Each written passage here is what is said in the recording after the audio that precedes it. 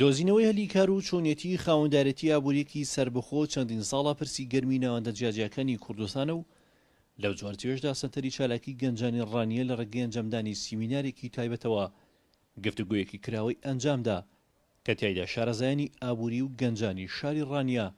لە چوارچێوەی چۆن کاری دڵخوازی خۆمان ڕاو بکەین گفتوگۆیان ئەنجامدا. سنتەری چالاکی گەنجانی ڕانیە کە پرۆژەیەکی مناڵپارێزی کوردستانە سیمینارێکمان سازداوە لەسەر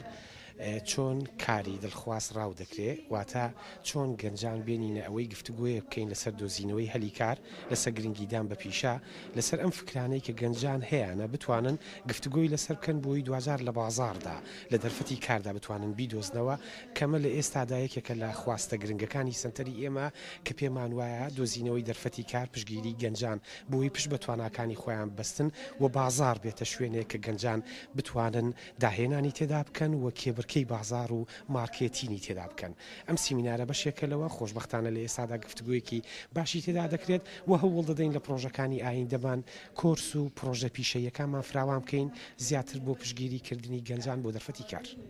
بەڕێوەبەری پەیمانگای ئابووری لە میانی بەڕێوەچوونی سیمینارەکەدا ئاماژەی بە گرنگی شێوازی دۆزینەوەی هەلیکار کرد کە پێویستە گەنجان ڕۆڵیان هەبێت لە دۆزینەوە و چۆنیەتی هەلیکاردا. بیلال سەعید بەڕێوەبەری پەیمانگای ئابووری ئاماژە بۆش دەکات گرنگە دەسەڵاتی یاسادانان و جێبەجێکردنیش بۆ داهاتوو لە هەرێمی کوردستان بە پێی پلانێکی تایبەت کار بکەن تاوەکو دەرفەتی زیاتر بۆ گەنجان دروست بکەن.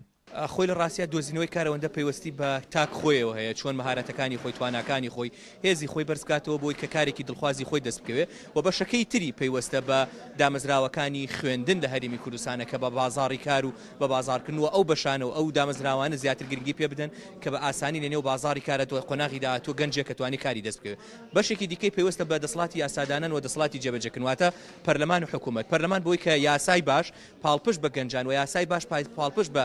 هاوکاری و هەماهەنگی لەگەڵ کۆمپانیەکان حکوومەتیش وەک دامەزرا و دەسەڵاتێکی جێبەجێکردن کە پێویستە لە نێو کارنامەی خۆیان بابەت و خەمی گەنجان و گرفتی کار و بێکاری بکاتە خاڵی جەوهەری بۆی کە کابینێکی سەرکەوتوی هەبێ بۆی زۆرترین کار بڕەخسێنێ کامیش وەکوتم بە پاڵپشتی گەنجان خۆیان و بە پاڵپشتی دامەزراوەیەکی دیکە وەکو دەسەڵاتی یاسادانن کە پەرلەمان. گەنجان و شارەزایانی ئابووری کە ئامادەی سیمینارەکە بوون ئاماژە بۆ دەکەن گرنگە گەنجان نەخشیان هەبێت لە دۆزینەوەی هەلیکار تاوەکو بتوانن کارێک کە دڵخوازی خۆیانە بەدەستی بهێن و لەو ڕگەیشەوە ببنە خاوەنی ئابووریەکی سربەخۆ. دیارە وەکو لەسەر ئاستی گەنج لەسەر ئاستی کارخواز دووشتمانەیە کارخوازمانەیە کارسازمانەیە کارخواز دەتوانێت بێ ئومێد نەبێ ئومێدە بۆ خۆی دروستکاتەوە واتە لە هەوڵەکان هەوڵی تر دروستکە و خۆی دەوڵەمەندکە لە ڕووی قووە بەشەریەکەوە لە ڕووی زمانەوە لە ڕووی سیڤیەوە لە ڕووی گەڕانەوە لە ڕووی نوێکردنەوە یاخود دروستکردنی پەیوەندیەکانەوە وەکو کارسازیش کە دەکەوێتە حکومەت یاخود کەرتی تایبەت واتە کەرتی گشتی وەکو حکومەت دەتوانێت چی بکات دەتوانێت یاسایەک لە پەرلەمان ڕێکخاتەوە دیارەم یاسایەمانەیە لە وەزارەتی کار و کاروباری کۆمەڵایەتی چانسی زۆر بەر کادری خۆماڵی و کادری ناخۆیی بکەوێت و حکومەت چانسی باشتر بدا بە کۆمپانیەکان و قەرزی بانقیان پێ بداوە ئەم قەرزانەی کە لەسەر خۆیەتی حکومەت بیانداتەوە کۆمپانیەکان و کۆمپانیەکانیش دەکرێت شەفافانە و عادیلانەتر بتوانن ئەم کارانی کە بڵاوی دەکەنەوە لەسەر ئەساسی سیڤی بێت لەسەر ئەساسی توانستی کەسەکە بێت نەوەکو لەسەر ئەساسی عیلاقات بێت بەڵام دوجار خەمەکە لە خەمی گەنجە دەبێت خەم گەنج بێ ئومێد نەبێت بتوانێت لە هەر سوچێکێ لە هەر شارێکەیە بۆی بڕوات و کاری بۆ بکات و تەقدیمی کار بکات. سیمیناری چۆن کاری دڵخوازی خۆمان ڕاو بکەین بەشێکی تری هەنگاوە بەردەوامەکانی سنتەری چالاکی گەنجانی ڕانیە بوو لە شاری ڕانیە باراسی بڵاوکردنەوەی هۆشیاری زیاتر لە ناو گەنجاندا تاوەکو گەنجان لە ڕێگەی جیاجیاوە هەوڵی دۆزینەوەی کار بدەن. جگە لەم سیمینارەش سنتەری چالاکی گەنجانی ڕانیە وەک یەکێک لە ناوەندە گرنگەکانی دەڤەری ڕاپەڕین بە شێوەی بەردەوام لە ڕێگەی خولی جیاجیاوە هەوڵی ڕاهێنانی گەنجان دەدات